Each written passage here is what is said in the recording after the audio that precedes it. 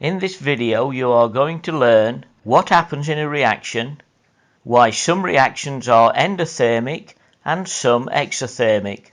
When I was young I had a model set.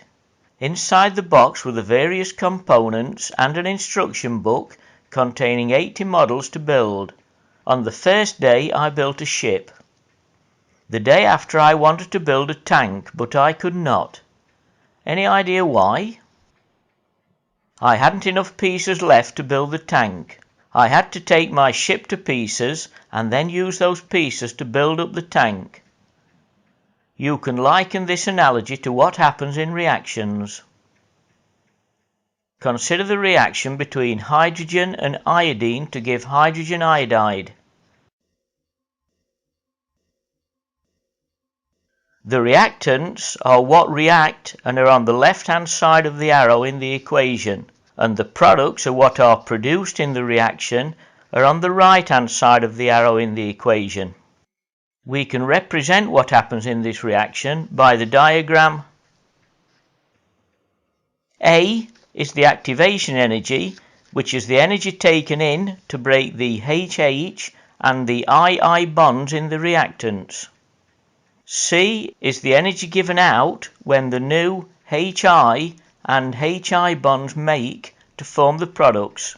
B is the net energy taken in, delta H, during the reaction. This is the energy difference between the energy taken in to break the bonds in the reactants and the energy given out when the new bonds make to form the products. The activation energy is the sufficient energy mentioned in the video Collision Theory and Reactions 1. Now consider the reaction between nitrogen and hydrogen to form ammonia.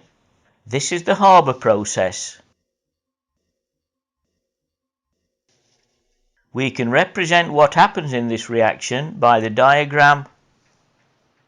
Again, A is the activation energy, which is the energy taken in to break the NN and the 3 HH bonds in the reactants. C is the energy given out when the 6 new NH bonds make to form the products. And B is the net energy given out during the reaction, delta H, which is the energy difference between the energy taken in to break the bonds in the reactants and the energy given out when the new bonds make to form the products.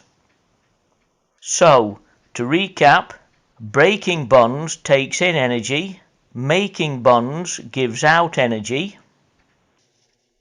If more energy is taken in to break bonds than is given out when new bonds are made, the reaction is endothermic. If less energy is taken in to break bonds than is given out when new bonds are made, the reaction is exothermic.